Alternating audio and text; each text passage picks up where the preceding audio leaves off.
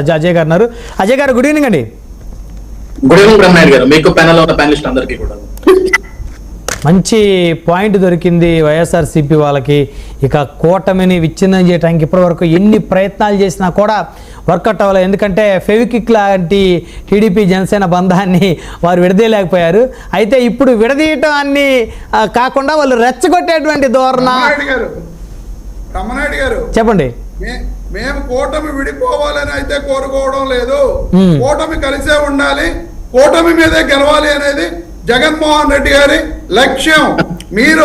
మేము కూటమి విడిపోవాలనుకుంటున్నామని మాత్రం మాట్లాడవద్దు. నేను ఖచ్చితంగా చెప్తున్నా. రమేష్ గారు ఓకే, అట్లనే అజయ్ గారు. సో చంద్రబాబు నాయుడు గారు ప్రచారం చేసినటువంటి నియోజకవర్గాల్లో ఏడీఎంకే కదా చంద్రబాబు గారు ప్రచారం చేసింది, 3వ స్థానానికి పడిపోయిందని అక్కడ ఫలితాలు. అదేవిధంగా విజయ్ సినీ నటుడు, మరి పవన్ కళ్యాణ్ గారి కన్నా వయసులో కూడా చిన్నవాడు, ఆయనకన్నా ఈయనకే ఎక్కువ క్రేజ్ ఉన్న పరిస్థితి. సింగిల్గా పార్టీ పెట్టి 1 year లోపు ఆయన ప్రభుత్వాన్ని ఏర్పాటు చేయబోతున్నారని, ఈయన చేయలేకపోతున్నారని. సో ఈ కంపారిజేషన్స్ గత 2 రోజుల నుంచి కూడా విపరీతంగా ఎక్కడ పట్టిన చర్చలు కానీ లేకపోతే సోషల్ మీడియాలో కానీ ట్రోలింగ్స్ కానీ ఇవే జరుగుతున్నాయి. అజయ్ గారు, ఇదేమైనా ఇబ్బందా? కూటమికి ఏదైనా ఇబ్బందిగా మారే ప్రమాదం ఉందా? ఇవన్నీ లైటా? గుడ్ ఈవినింగ్ బ్రహ్మనాయుడు గారు, మీకు ప్యానెల్ ఉన్న ప్యానలిస్ట్ అందరికీ కూడా, అదేవిధంగా 9 టీవీ వీక్షకులకు కూడా. బ్రహ్మనాయుడు గారు, ఒకటి తమిళనాడు రాజకీయాలకి ఆంధ్రప్రదేశ్ రాజకీయాలకి చాలా తేడా ఉంది. ఎందుకంటే తమిళనాడుని ఆంధ్రప్రదేశ్ రాష్ట్ర రాజకీయాలతో మనం కంపారిజన్ చేయం. ఫస్ట్ థింగ్, ఇందాక కార్మంచి రమేష్ గారు ఏమన్నారంటే ఇది కేవలం సోషల్ మీడియాలో ప్రచారమే, విజయ్ గారి గెలుపు ఆ ఫోటో పట్టుకొని ఇది జగన్మోహన్ రెడ్డి గారి కట్అవుట్ ఎవరు అభిమానిస్తే పట్టుకొని, అంతే తప్ప ప్రత్యేకమైన సెలబ్రేషన్స్ మేమేం చేయాల్సిన అవసరం లేదు అని. సార్, వైఎస్ఆర్సీపీ పార్టీలో గెలిచిన ఎమ్మెల్యేలు 11 మంది. 11 మంది ఎమ్మెల్యేలలో ఒక ఎమ్మెల్యే గారు అసెంబ్లీకి అయితే రాడు గారు, పాపం ఆయన తాడిపత్రి చంద్రశేఖర్ గారు సెలబ్రేషన్స్ చేసి మీడియా ముందుకు వచ్చి ఆయన ఒక డైలాగ్ కూడా కొట్టాడు. సార్, నేను ఆ డైలాగ్ రాసుకొని వచ్చా, పాపం మళ్ళీ ఎక్కడైనా మర్చిపోతారేమో అని చెప్పేసి చెప్పండి. ఒక డైలాగ్ కొట్టాడు ఎమ్మెల్యే గారు, కంటెంట్ నోడికి కట్అవుట్ ఉంటే చాలు, అలాంటి జగన్మోహన్ రెడ్డి గారు కట్అవుట్ పట్టుకున్న విజయ్ గెలుపు తమిళనాడులో ఏ విధంగా ఉందో ఈ రోజు ఆంధ్రప్రదేశ్ రాష్ట్రంలో కూటమి ప్రభుత్వానికి హెచ్చరిక. మరి ఇక్కడ గెలవలేదుగా, అదే చెప్తున్నాను సార్. కేవలం కట్అవుట్ పట్టుకుంటేనే తమిళనాడులో విజయం సాధిస్తే, అలాంటి జగన్ ఆంధ్రప్రదేశ్ రాష్ట్రం ప్రజల మధ్యలోకి వస్తే అది మీ ఊహకే వదిలేస్తున్నా అన్నాడు. అంటే 2024 ఎన్నికల్లో జగన్మోహన్ రెడ్డి గారు ప్రజల మధ్యకి రాలేదా సార్? వై నాట్ 175 ఊరూరా పెద్ద పెద్ద బహిరంగ సభలు పెట్టింది జగన్మోహన్ రెడ్డి గారు కాదా? ఆయన డూప్ ఎవరన్నా ఉన్నారా రాష్ట్రంలో? సార్, ఇప్పుడు కట్అవుట్ ఉంటే చాలు అన్నారు. ఆంధ్రప్రదేశ్ రాష్ట్రంలో వైఎస్ఆర్సీపీ పార్టీ నాయకులు 11 మంది గెలిచారు సార్. పొంగనూరు పెద్దిరెడ్డి రామచంద్రారెడ్డి గారు కావచ్చు, తంబల్పల్లి ద్వారకానాథ్ రెడ్డి గారు కావచ్చు, మంత్రాలయం బాలనాథ్ రెడ్డి గారు కావచ్చు, రాజంపేట అమర్నాథ్ రెడ్డి గారు కావచ్చు, మద్వేల్ దాసరి సుధా గారు కావచ్చు, ఆలూరు విరూపాక్షి గారు కావచ్చు, ఎర్రగొండపాలెం కట్అవుట్ కంటెంట్ గురించి మాట్లాడిన తాటిపత్రి చంద్రశేఖర్ గారు కావచ్చు, దర్శి గురించి శివప్రసాద్ రెడ్డి గారు కావచ్చు, అరకు మత్స్యలింగం గారు కావచ్చు, పాడేరు విశ్వేశ్వరరాజు గారు కావచ్చు, ఎవరైనప్పటికీ కూడా ఒక జగన్మోహన్ రెడ్డి గారు మినహాయిస్తే, ఎందుకంటే ఆయన కట్అవుట్ అయిందే కాబట్టి పులివెందుల్లో ఈ 10 మంది జగన్మోహన్ రెడ్డి గారు కలిపి 11 మందికి కూడా 2024 ఎన్నికల్లో జగన్మోహన్ రెడ్డి గారు కట్అవుట్ తోటి ఎన్నికల్లో ముందుకెళ్ళింది. జగన్మోహన్ రెడ్డి గారు కట్అవుట్ లేకుండా అయితే వెళ్ళలేదు కదా. అవును. మరి ఆంధ్రప్రదేశ్ రాష్ట్రంలో మిగతా స్థానాలన్నీ 164 స్థానాల్లో జగన్మోహన్ రెడ్డి గారు కట్అవుట్ పనిచేయలేదా? అంటే మిగతా ఓడిపోయిన ఎమ్మెల్యేలు ఎవరు కూడా జగన్మోహన్ రెడ్డి గారు కట్అవుట్ పెట్టుకొని తిరగలేదా ఈ రాష్ట్రంలో? నేను అనేది అదే సార్. తమిళనాడులో విజయ్ గారు గెలిచారు, సంతోషం. తమిళనాడు ప్రజలు ఒక మార్పును కోరుకున్నారు, ఒక మార్పును చూడాలనుకున్నారు. అక్కడ డిఎంకే వద్దు, మాకు ఏఐడిఎంకే వద్దు. విజయ్ ఒక సినీ స్టార్, పబ్లిక్ లో ఒక మంచి క్రేజ్ ఉంది, యూత్ లో ఒక మంచి క్రేజ్ ఉంది. అతను ఇచ్చిన పథకాలు, అతను చెప్పిన విధానం, he's not talking any caste politics. మాకు ఎటువంటి నేను కుల రాజకీయాలు చేయదలుచుకోవట్లేదు, లేకుంటే మత రాజకీయాలు చేయదలుచుకోవట్లేదు అనే ఒక విధానంతో అతను ముందుకెళ్ళాడు అక్కడ. సో ప్రజలకు దాన్ని ఆశీర్వదించారు. ఈ రోజు విజయ్ గారు గవర్నమెంట్ ఫామ్ చేయాలంటే తప్పకుండా ఏదో ఒక పార్టీని, ఆల్రెడీ కాంగ్రెస్ మద్దతు ఇచ్చింది, మరి ఇంకా కూడా ఆయనకి స్థానాలు కావాలి. ఇప్పుడే మనం చూసాం, గవర్నర్ గారు ఇంకా కూడా దాని ఆమోదం తెలపలేదు. ఎందుకంటే 112 స్థానాలే వస్తున్నాయి, 118 కావాలా, మీకు మ్యాజిక్ ఫిగర్ రావాలి అంటే మీరు గవర్నమెంట్ ఫామ్ చేయాలి అంటే అని చెప్పేసి అక్కడ గవర్నర్ గారు విజయ్ గారికి చెప్పినట్లు నేను ఇప్పుడే స్క్రోలింగ్ లో కూడా చూడటం జరిగింది. బ్రహ్మనాయుడు గారు, నేను అనేది అదే, విజయ్ గారు అక్కడ ఎప్పుడైతే ఒక 100కి పైగా స్థానాలు వచ్చి ఒక మంచి మెజారిటీ తోటి నించొని, ఈ రోజు గతంలో డిఎంకే పార్టీ కావచ్చు, ఏఐడిఎంకే పార్టీ కావచ్చు, ముఖ్యమంత్రులుగా పనిచేశారు, మళ్ళీ ప్రతిపక్ష హోదాలో పనిచేశారు. ఇక్కడ ఒక విషయం గుర్తుపెట్టుకుందాం బ్రహ్మనాయుడు గారు, మనం సార్ కట్అవుట్ కంటెంట్ అన్నారు. అండ్ పవన్ కళ్యాణ్ గారితో పోలుస్తున్నారు విజయ్ గారు రాజకీయాల్ని. పవన్ కళ్యాణ్ గారు 12 సంవత్సరాల పార్టీ పెట్టి ముఖ్యమంత్రి కాలేదన్నారు. ఈ రోజు సార్ ఆంధ్రప్రదేశ్ రాష్ట్ర రాజకీయం, ఆంధ్రప్రదేశ్ రాష్ట్ర వాతావరణం ఎలా ఉంటుందో అందరికీ తెలుసు ఇక్కడ. ఎందుకంటే ఇక్కడ రాజకీయాలంతా కూడా ఏ విధంగా ఉంటుందో ప్రతి ఒక్కడికి తెలుసు.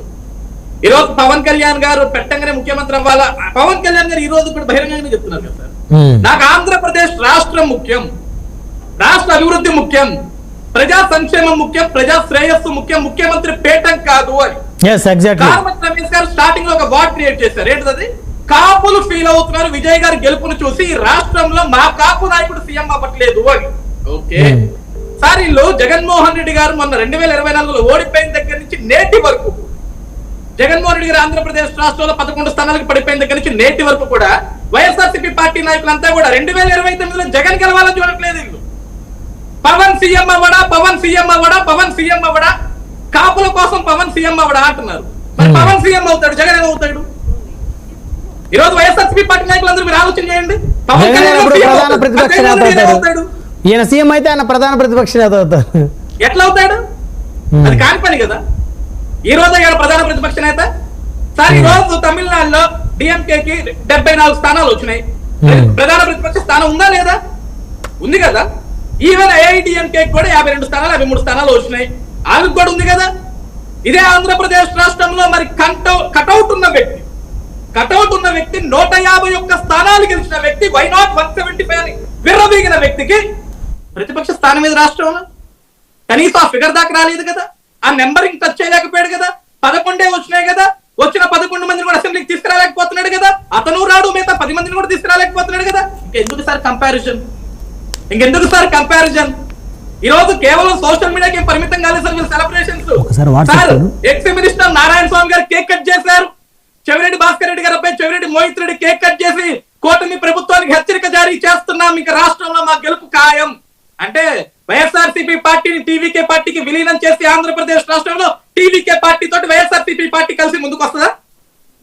ఆంధ్రప్రదేశ్ రాష్ట్రంలో టీవీకే పార్టీ నుంచి ఎవరన్నా ముఖ్యమంత్రిగా ప్రకటించి జగన్మోహన్ రెడ్డి గారు ఆ పార్టీకి సపోర్ట్ చేసే విధంగా వెనుకుంటూ నడిపిస్తారా? దీని అర్థం ఏంటి? కాబట్టి రాష్ట్రంలో వైఎస్ఆర్సీపీ పార్టీ నాయకులందరికీ ఒకటే చెప్తున్నాను, విజయ్ గారు గెలిచారు, ఓకే, మీ నాయకుడు కటౌట్ పెట్టుకొని గెలిచాడు అనుకుంటే మన ఆంధ్రప్రదేశ్ రాష్ట్రంలో ఏకంగా మీ నాయకుడు కటౌటే నించుంది. ఆ నించున్న కటౌట్ నే ప్రజలు 11కు పడేశారు. మీరు ఆ విషయాన్ని మర్చిపోతున్నారు. ఈ రోజు కాపులు బాధపడుతున్నారు, కాపులు ఫీల్ అవుతున్నారంటే వైఎస్ఆర్సీపీ పార్టీలో ఉన్న కాపులు ఎక్కువ ఫీల్ అవుతున్నారు.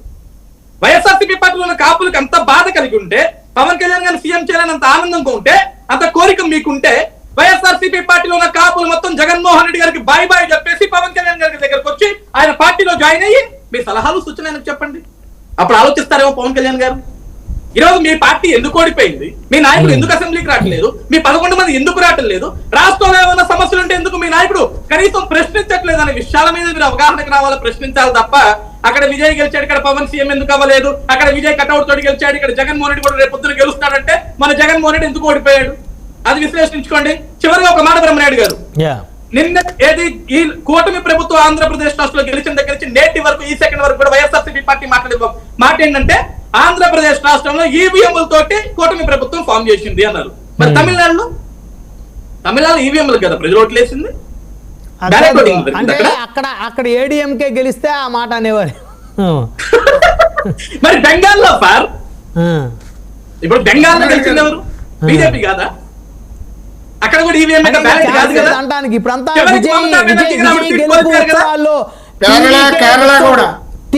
విజయోత్సవంలో మునిగిపోతున్నారు. ఇంకా ఈవీఎంల గురించి మాట్లాడే టైం లేదు అక్కడ. అదే కదా బ్రహ్మనాయుడు గారు నేమనేది, ఇప్పుడు బెంగాల్లో మమతా బెనర్జీ గారు సీఎం కింద ఆవిడ ఓడిపోయింది, ఎమ్మెల్యేగా కూడా ఓడిపోయారు కదా. అవును. ఈరోజు కేరళలో యూడీఎఫ్ పార్టీ స్థాపించిన పార్టీ గెలిచింది కదా. మరి కేవలం ఆంధ్రప్రదేశ్ రాష్ట్రంలోనే ఈవీఎం ట్యాంపింగ్ అంటే ప్రజలు నమ్మే రోజులు కాదు, నమ్మే పరిస్థితి కాదు. నేనేమన్నాను సార్, ఒకటే ఇక్కడ కూటమి ప్రభుత్వానికి సార్ ఒకటి సార్, ఈ రోజు సింగిల్ గా వచ్చే దమ్ముందా అని మాట్లాడుతున్నారు సార్. జగన్మోహన్ రెడ్డి గారు సింగిల్ గా వచ్చినా, కూటమి ప్రభుత్వం కూటమిగా కలిసి వచ్చినా సరే ఓట్లు వేయాల్సింది ప్రజలే, తీర్పు ఇవ్వాల్సింది ప్రజలే. ఈరోజు సింగిల్ గా సింహానికి వచ్చినా ప్రజలే ఓట్లు వేయాలా, కూటమిగా వచ్చినా ప్రజలే ఓట్లు వేయాలా. ప్రజలు ఓట్లు వేయకపోతే సింహం వచ్చినా ఏనుగు వచ్చినా ఏమీ జరగదు.